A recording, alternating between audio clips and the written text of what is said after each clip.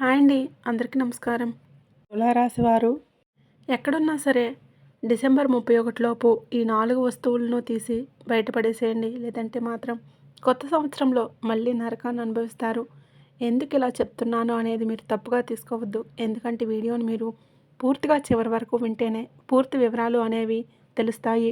తులారాశి వారికి ఈ సంవత్సరంలో అంటే ఈ యొక్క 2025వ సంవత్సరంలో ఎన్నో కష్టాలను, బాధలను, సమస్యలను ఎప్పుడో చుట్టం చూపుగా వచ్చి పలకరించి వెళ్ళే సంతోషాలను, సుఖాలనే తప్ప ఎక్కువగా 100% చూసుకుంటే 100%లో దాదాపుగా 90% వరకు కష్టాలను అనుభవించారు. ఆర్థిక ఇబ్బందులను ఫేస్ చేశారు. డబ్బు లేక చాలా వరకు కూడా సతమతమయ్యారని కూడా చెప్పుకోవచ్చనమాట.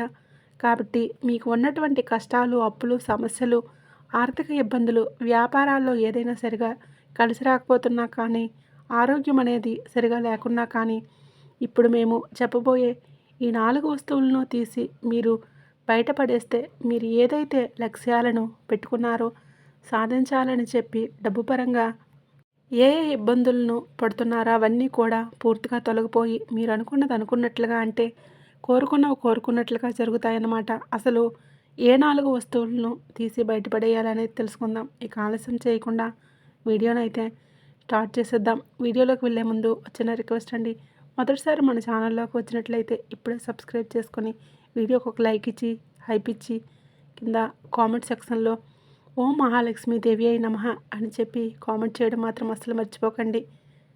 తులారాశి వారిని మనం గమనించినట్లయితే కనుక వీరు చాలా అంటే చాలా మంచివారండి. ఎదుటివారికి ఎప్పుడూ కూడా తమ వంతు తాము సాయం ఏ విధంగా చేయగలమా, ఎదుటివారు ఏదైనా కష్టాల్లో ఉన్నారు అంటే రెండవ ఆలోచన లేకుండా వెంటనే వారి కోసం ఏదైనా కానీ చేసేస్తారనమాట.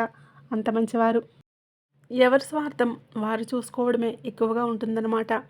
మనవారేలే, మన వాళ్ళ గురించి మనమే ఆలోచించాలి, మన వాళ్ళని ఎవరు పట్టించుకుంటారు అని చెప్పి ఎవరు కూడా అనుకోవడం. అందుకే బంధాల మధ్య విలువలు తగ్గాయి, ప్రేమలు కూడా తగ్గిపోయాయి. కానీ ఎప్పుడూ కూడా బంధాలకి, బంధుత్వాలకి, రక్త సంబంధాలకు ఎక్కువ విలువనిస్తారు.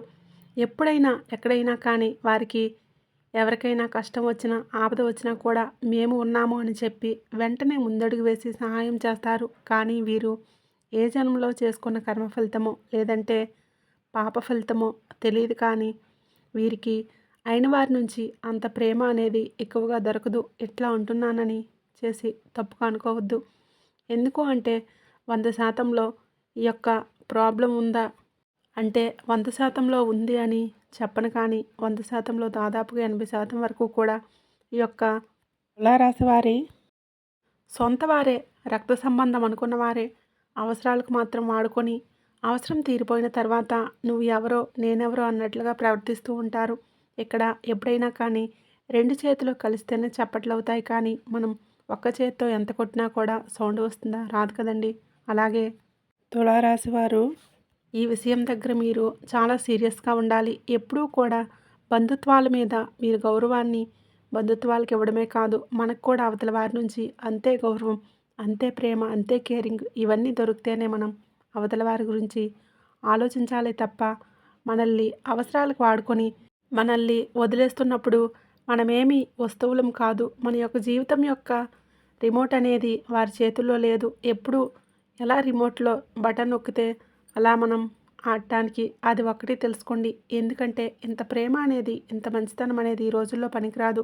అది చాలా వరకు కూడా నష్టాలను తీసుకొచ్చి పెడుతుందే తప్ప లాభాలను తీసుకురాదు. ఇక ముఖ్యంగా తులారాశి వారికి గత కొన్ని సంవత్సరాల నుంచి కూడా డబ్బు పరంగా ఇబ్బంది పడుతున్నారు. ఈ మధ్య కొంత ప్రాపర్టీ అనేది వేరేది ఏదైనా కానీ ల్యాండ్ కానీ లేదంటే ఇల్లు కానీ లేదంటే కనుక కార్ కానీ లేదంటే బైక్ కానీ ఇంట్లోకి అవసరమైన చిన్న చిన్న వస్తువులు కానీ ఇవన్నీ తీసుకొని వీటికి ఈఎంఐలు కట్టుకోవడం, బ్యాంకులో నెల వచ్చేసరికి ఈఎంఐలు కట్టలేకని చెప్పి ఒక టెన్షన్ రావటం, స్ట్రెస్ ఎక్కువైపోవడం, కోపం ఎక్కువగా పెరగటం, ఆవేశం అనేది ఎక్కువ అవటం ఇవన్నీ కూడా జరుగుతూ ఉంటాయన్నమాట. కాబట్టి కొంచెం ఆ స్ట్రెస్ లెవెల్స్ అనేవి తగ్గించుకోవడం కోసం టైంకి తినడం, కంటినిండా నిద్రపోవటం, ఎంత ఆలోచించినా కూడా ఎక్కడా కూడా మార్పు రాదు. మనం కొత్తగా ఏదైనా ప్రయత్నించి మన జీవితంలో ఏదైనా మరొక మెట్టు ఎక్కితేనే తప్ప ఇక్కడ జీవితాల్లో అద్భుతాలు అనేవి జరగవు. అయినప్పటికీ కూడాను మనకి కొన్ని శాస్త్రాలను అనుసరించి కొన్ని ఇలా ఉండాలి, కొన్ని అలా ఉండాలి, కొన్ని ఇంట్లో ఉండకూడదు, కొన్ని ఇంట్లో నుంచి తీసేయాలి, కొన్ని ఈ విధంగా చేసుకుంటే లక్ష్మీదేవి అనుగ్రహం కలుగుతుందని చెప్పి మనకి పెద్దవాళ్ళే శాస్త్రాల్లో రాశారు. కాబట్టి ఈ యొక్క వస్తువులైతే మీరు డిసెంబర్ 31 లోపు తీసేయండి. ఇప్పుడు మీరే కాదండి, ఎవరైనా కానీ, ఇప్పుడు నేనైనా కానివ్వండి, ఈ 2025వ సంవత్సరంలో ఎన్నో కష్టాలను అనుభవించాము, ఎన్నో బాధలను చూసాము, ఎంతో అనుభవించాము. ఎంతోమంది మనుషుల యొక్క మనస్తత్వాలను కూడా చూసాము. ఎవరు మన వాళ్ళు, ఎవరు పరాయి వాళ్ళు అనేది కూడా మనం తెలుసుకున్నాము. అయినప్పటికీ కూడాను ఈ 2026వ సంవత్సరంలో 2025వ సంవత్సరంలో పడిన కష్టాలు మనం పడకూడదు, ఆ బాధలు మనం పడకూడదు.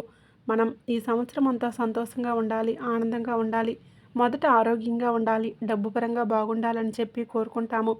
అలాగే మీరు కూడా కోరుకుంటారు. కాబట్టి మీరు ఈ 4 వస్తువులను అయితే మొదట ఇంట్లో నుంచి అయితే తీసి బయటపడేసేయండి. ఈ యొక్క తులారాశి వారు మొదటగా మనం పూజ గది నుంచి మొదలు పెట్టుకుందాము. మీరు మీ ఇంట్లో పూజా మందిరం ఏ విధంగా ఉంది అనేది ఒకసారిగా గమనించుకోండి. మీరు పూజ అనేది రెగ్యులర్గా చేయడానికి కొంచెం సంకోచిస్తూ ఉంటారు. అది మీ యొక్క పని ఒత్తిడి వలన కానివ్వండి, లేదంటే ఎప్పుడైనా సెలవు వస్తే కాస్త రిలాక్స్ అవుదాము అన్న ఉద్దేశంతోటైనా కానివ్వండి, లేదంటే పని ఉన్నప్పుడు కాస్త హడావిడిగా వెళ్ళిపోతూ కాస్త ఆ యొక్క పూజను పక్కన పెట్టేయడమైనా కానివ్వండి. ఇది 2026వ సంవత్సరం నుంచి నిత్యం దీపారాధన చేసుకోండి. ఇంట్లో ఏదన్నా అడ్డంకులు వస్తే తప్ప మిగతా రోజుల్లో మాత్రం నిత్యం దీపారాధన చేసుకోండి. ఇక పూజ గదిలో మీ ఇంట్లో బూజు ఉంటుంది, చూసుకుంటున్నారో లేదో మరి.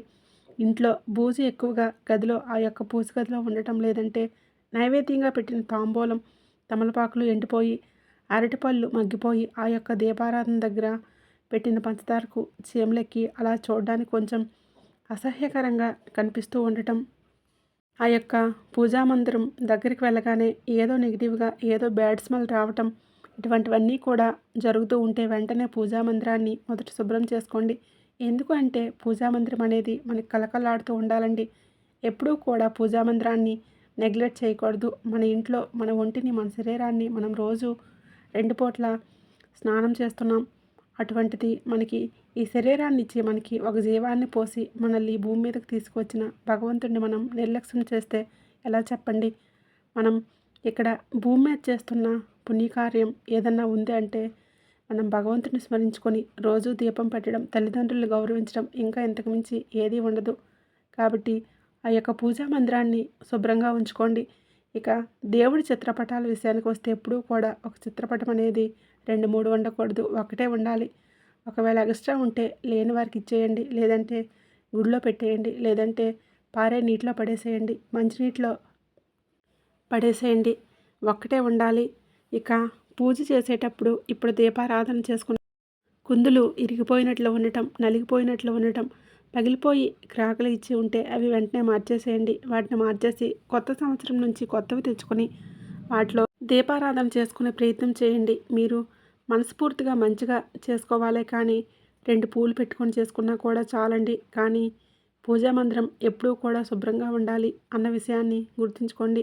ఎక్స్ట్రా ఏమన్నా ఉంటే తీసి పడేయండి. ఈ విషయాన్ని గుర్తుంచుకోండి. ఇక ఇది మొదటిదనమాట. ఇక రెండవది ఏంటంటే పనికిరాని వస్తువులు. ఇప్పుడు ఆడవాళ్ళకి చెప్తున్నాను. ఆడవాళ్ళు ఏంటంటే ఏదైనా కానీ కొంచెం పిసినారితనం ఉంటుంది, ఎవరికైనా ఉంటుంది. ఇప్పుడు నేను చెప్తున్నాను, నాకు కూడా ఉంటుంది. ఇప్పుడు ఇంట్లో ఏదైనా పనికిరాని వస్తువు అంటే అబ్బా ఇది ఏదో ఒక సమయంలో ఉపయోగపడుతుందిలే అని చెప్పి పక్కన పెట్టేస్తూ ఉంటాము. పిల్లలకి ఇప్పుడు కబోర్డ్లో బట్టలు పెడుతూ ఉంటాము కదండి. ఇలా బట్టలు పెట్టినప్పుడు వాళ్ళకి సైజ్ తక్కువైపోయిన బట్టలు, ఇంకా ఎప్పటి నుంచో ఉన్న బట్టలు ఇలా అన్నీ పెట్టేసి కుక్కేస్తూ ఉంటాం. ఇలా బట్టలు కొంచెం ఎక్కువగానే ఉంటున్నాయి. ఇవేంటి మనకి బట్టలు ఎక్కువై కొద్దీ స్పేస్ అనేది తక్కువైపోతుంది ఇంట్లో. దీనివల్ల ఏంటంటే ఒకటి లాగితే 4 కింద పడిపోతున్నాయి. అలా ఉండకూడదు.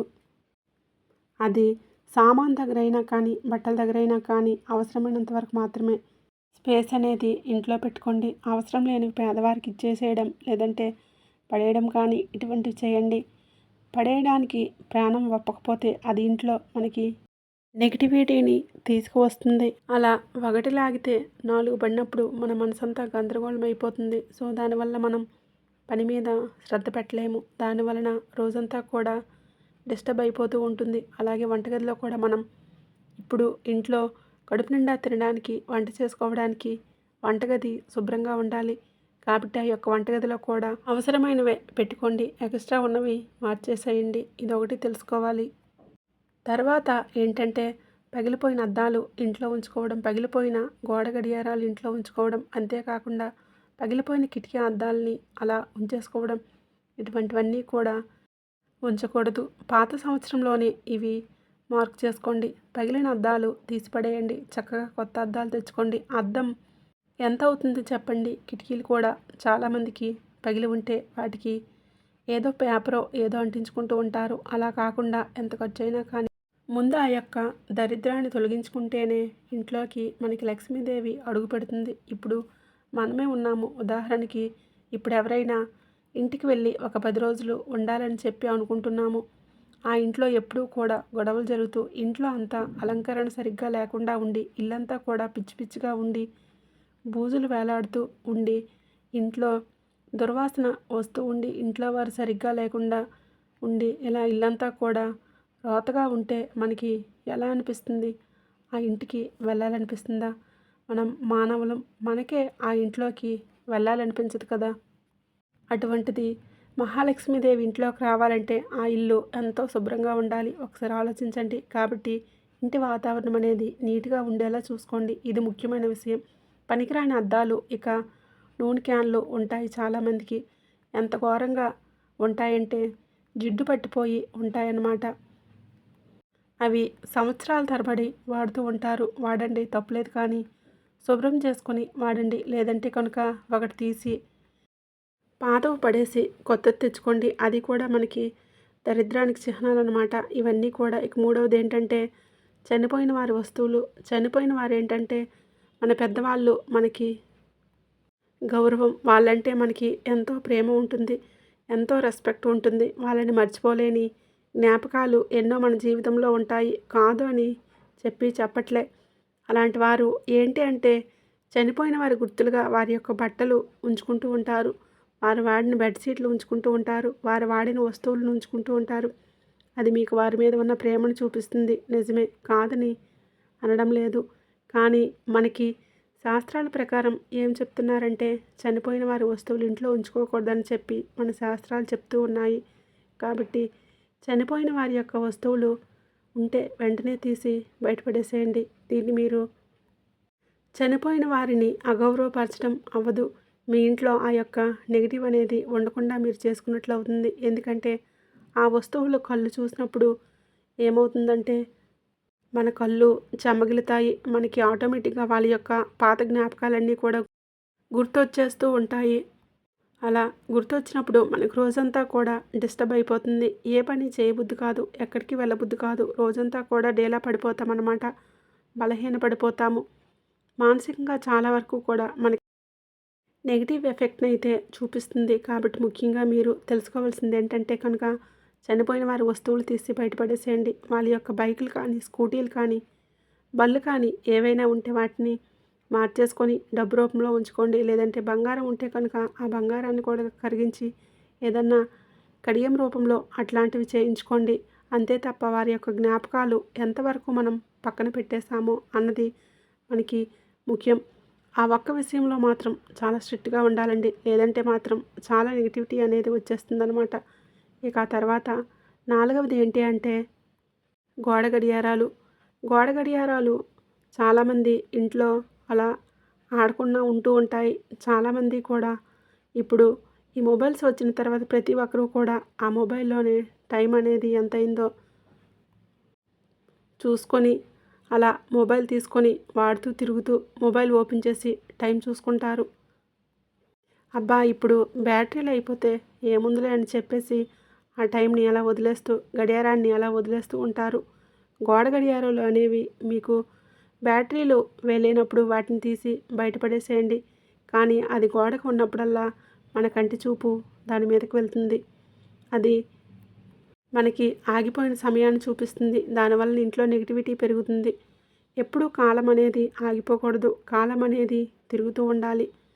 కాలానికి చాలా విలువ ఉంది. మనం ఒకసారి కోల్పోయిన కాలం మళ్ళీ మన కోసం తిరిగి రాదు.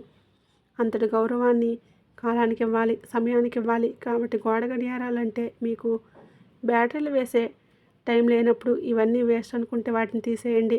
ఉంటే బ్యాటరీలు వేయండి. అలాగే పగిలిపోయిన గోడ గడియారాలు ఉంటే తీసి బయటపడేసేయండి.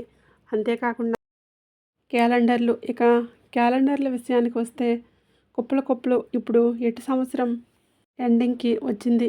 బట్టల షాప్కి వెళ్తే ఒక క్యాలెండర్, గోల్డ్ షాప్కి వెళ్తే ఒక క్యాలెండర్, ఫ్యాన్సీ షాప్కి వెళ్తే ఒక క్యాలెండర్.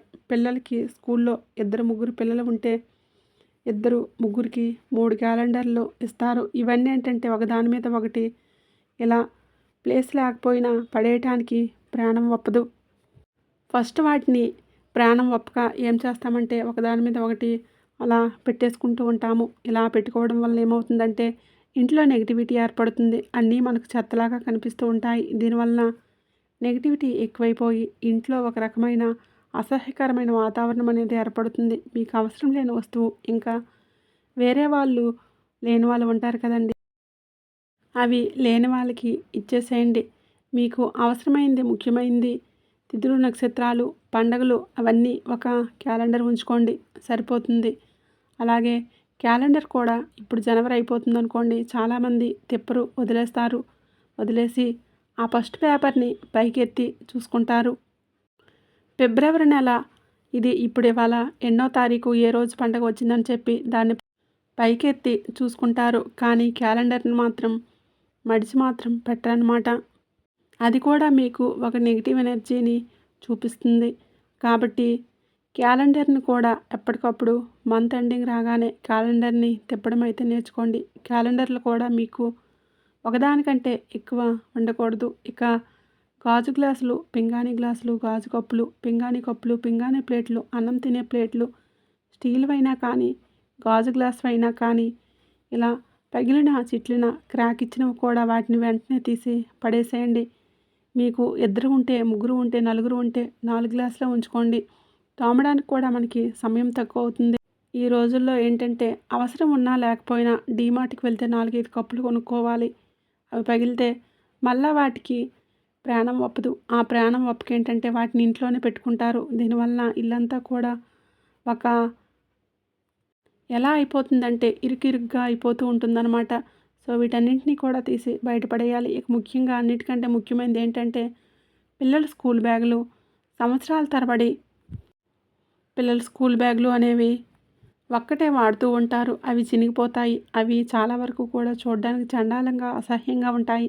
ఎప్పుడూ కూడా ఉతకరు. వాటిని ఉతికి చినిగిన దగ్గర నీట్గా కుట్టించి వాటిని వాడుకోండి, తప్పులేదు. పిల్లలకు పొదుపు నేర్పించడం కూడా అలవాటు చేయాలి. కానీ మీరు ఉతకకుండా, చినిగినవి కుట్టించకుండా పిల్లల్ని ఆ బ్యాగులు తీసుకోమని వెళ్తే ఆ పిల్లలకి సరస్వతీదేవి ఎలా నిలిచి ఉంటుంది చెప్పండి? పిల్లలకు నెగిటివ్ శక్తి రాకుండా ఎలా ఉంటుంది? పిల్లలకు కూడా అనిపిస్తుంది కదా, అందులో వారి పసి మనసులో వాళ్ళకేంటంటే ప్రతిదీ అందంగా కనిపించాలి, ఆహ్లాదకరంగా ఉండాలి. కాబట్టి వీలైతే ఆ బ్యాగులు తీసేసి కొత్తవి తీసుకోండి. లేదంటే వాటిని శుభ్రపరిచి చక్కగా మంచిగా కంఫర్ట్ వేసి మంచి స్మెల్ వచ్చేటట్లుగా చేసి చినిగిపోయిన దగ్గర మంచిగా కుట్టించి నీట్గా తయారు చేసి పిల్లలకి బ్యాగులు ఇవ్వండి. దయచేసి పాతవి చండాలంగా పిచ్చిగా ఉన్న బ్యాగులు అయితే పిల్లలకి ఇవ్వద్దు. అది వారి యొక్క భవిష్యత్తు మీద కూడా ఎఫెక్ట్ చూపిస్తుంది. అలాగే బెడ్షీట్లు కానివ్వండి, కప్పుకునే దుప్పట్లు కానివ్వండి, లేదంటే ముఖ్యంగా ఈ యొక్క స్వెటర్లు ఇటువంటి వాడుతూ ఉంటారు కదా, ఈ వింటర్లో కండువాలు కానీ ఇవి చినిగిపోయినవి ఉంటే తీసి పడేసేయండి. ఈ యొక్క చినిగినవి అంటే ఇంట్లో ఉండకూడదు. అవి దరిద్రానికి సంకేతాలు. కాబట్టి ఈ యొక్క 4 వస్తువులు అనేవి ఇప్పుడు నేను ఏదైతే చెప్పానో అవి మీ ఇంట్లో ఉంటే ఈ డిసెంబర్ 31 లోపు మీరు తీసి బయటపడేస్తేనే మీకు మంచిగా పాజిటివిటీ అనేది ఇంట్లో పెరుగుతుంది. అన్ని విధాలా బాగుంటుంది. అన్ని పూజలు చేస్తున్నాం కదా, అంత దానాలు చేస్తున్నాం కదా, అన్నీ మంచి పనులే చేస్తున్నాము అని అనుకుంటూ ఉంటారు. మాకెందుకు ఈ దరిద్రం వెంట వేధిస్తుందని చెప్పి చాలామంది కూడా అనుకుంటూ ఉంటారు. అసలు విషయాలు వారికి తెలియదు. కాబట్టి ముఖ్యంగా గుర్తుంచుకోండి. మీకు నెగిటివ్ శక్తి అనేది ఎక్కడి నుంచో రాదు. ఇప్పుడు బయట నుంచే వేరే వాళ్ళ కన్ను దిష్టి నుంచి వచ్చేది వేరు అది ఉంటుంది. కానీ ఇంట్లో వీటిని ఉంచేసుకోవడం వలన లేనిపోయిన అనారోగ్య సమస్యలు, తలనొప్పులు, వ్యాపారం రంగంలో వృద్ధి లేకపోవటం, అప్పుల పాలైపోవటం, మనిషి ఎప్పుడూ కూడా స్ట్రెస్గా ఉండటం, చిరాగ్గా ఉండటం, కోపం ఆవేశం ఎక్కువగా తెచ్చుకోవటం, ఇల్లంతా కూడా పిచ్చి పిచ్చిగా గందరగోళంగా ఉండటం, ఇలా ఉండటం వలన ఇంట్లోకి జ్యేష్ఠాదేవి అడుగు పెడుతుంది, లక్ష్మీదేవి వెళ్ళిపోతుంది. ఇందాక నేను చెప్పాను కదండి, మనం చెత్తగా ఉన్న దగ్గరికి వెళ్ళి మనం ఒక 10 రోజులు ఉంటామా? మరి ఆ మహాలక్ష్మీదేవి అడుగు పెట్టాలంటే ఎంత శుభ్రంగా ఉండాలి ఇల్లు. కాబట్టి డిసెంబర్ 31 లోపు ఈ వస్తువులు తీసి బయటపడేయండి. లేదంటే మాత్రం మళ్ళీ కొత్త సంవత్సరంలో నరకాన్ని అనుభవించక తప్పదు. తీసేసి చూడండి, మీ జీవితం ఎంత సంతోషంతో నిండిపోతుందో. మానవ ప్రయత్నం తప్పకుండా చేయాలి. అర్థమైంది కదండి. మరి తులారాశి వారికి ఈ వీడియో నచ్చిందని అనుకుంటున్నాను. వీడియో నచ్చినట్లు అనిపిస్తే ఈ వీడియోకి తప్పకుండా ఒక లైక్ ఇచ్చి, అలాగే హైప్ అని వస్తుంది, హైప్ ఇవ్వండి. కింద కామెంట్ సెక్షన్లో ఓ మహాలక్ష్మీదేవి అయి నమః అని కామెంట్ చేయండి. మొదటిసారి మన ఛానల్లోకి వస్తే ఇప్పుడే సబ్స్క్రైబ్ చేసుకొని సపోర్ట్ చేయండి. మళ్ళీ మరొక మంచి వీడియోతో మళ్ళీ కలుసుకుందాం.